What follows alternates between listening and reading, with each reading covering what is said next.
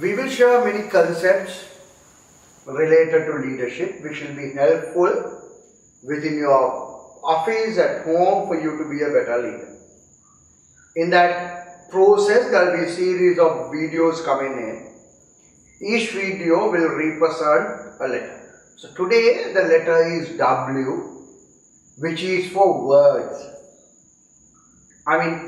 We got to be extremely careful with the words that we use. Words, without a doubt, amazingly powerful tool in the communication.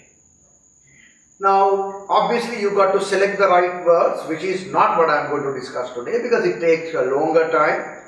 Therefore, right words is not something that I am trying to address today. What I am trying to address today is something much smaller than selecting the right words. The first point that I am going to address, actually I'll be discussing 2 points.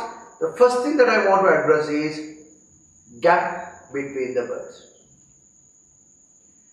We have seen enough emails, we have seen enough people talking, leaders talking and saying, great job, but look at the last part of it. You have done a lousy job in the last part of it.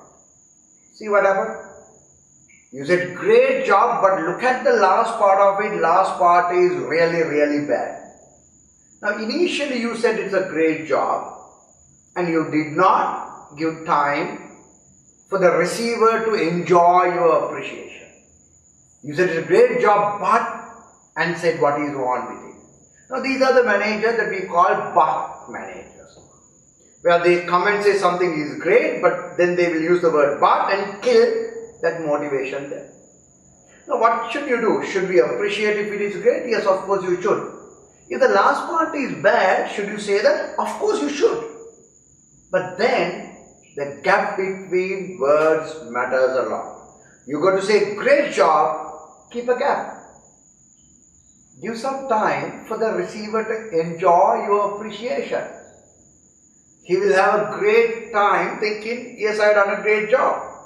Then you say, however, this is the part you got to improve.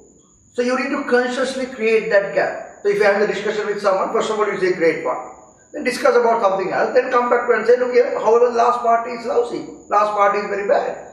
You got to redo it. So the first point of mine today is gap between the words. The second point is the order in which you put your words. So instead of giving too much of theories on that, let me share a conversation that was recorded, a public conversation that was recorded, to prove you the order of words is also critical. Now there is a discussion, the phone discussion between the driver who gets into the highway, and once he gets in, he decided to call the highway authorities. This, in the late night, he decided to call and ask for help simply because he had to go from A to, let's say A to B, and there are so many exits in between. This is middle of the night and he is not sure whether there are enough fuel in the vehicle for him to reach D. So he would like to know which exit he should try going out, where there is a closest fuel station, fill your tank, come back and go your journey. So that's the help that he needs. He called the toll-free number and explained the situation and asking which exit I should try to go out and where there is a petrol station closest and I can fill my tank and come back. Now, the person who is sitting at the highway authority, he says 3 things. Number 1, if you stop the vehicle in the highway because you don't have fuel in the vehicle, we will help you to take the vehicle out, but there will be a charge. There will be a penalty. Is it true? That is true. That's the rule. So they will take the vehicle out, they will help you to take the vehicle out, but there will be a charge. That's the first thing that he says. Second thing he says, look here, I am from the Highway Management Authority. I have no knowledge about the fuel stations available in the country. Is it true? Damn true. You are not called a fuel station, you have called the highway authority. Because that's the number that is displayed in the highway. So you thought to ask their help. Third, he says, however, from the second exit, less than a kilometer, you will get a fuel station which is open 24 hours. So my recommendation is you go there. So he said 3 things. Number 1, if you stop the vehicle, there will be a penalty. Number 2, I have no knowledge, I can't take the responsibility for what I say. Number 3, the second exit is the one he recommends. Now, all 3 statements are true, but you can imagine how nice the life of both parties would have been if you said it exactly the other way around. Say that, use a second exit. There is a fuel station less than 1 kilometer away.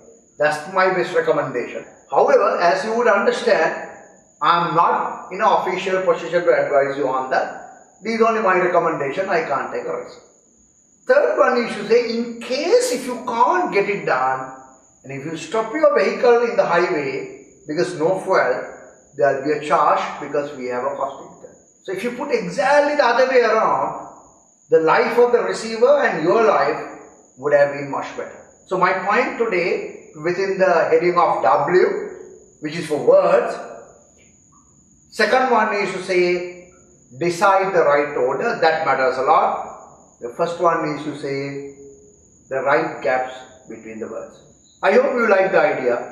We'll have series of videos like that, and if you do like the idea, please subscribe, share, like our videos on the YouTube and Facebook, and then join our program so you get the full picture for you to be a better leader.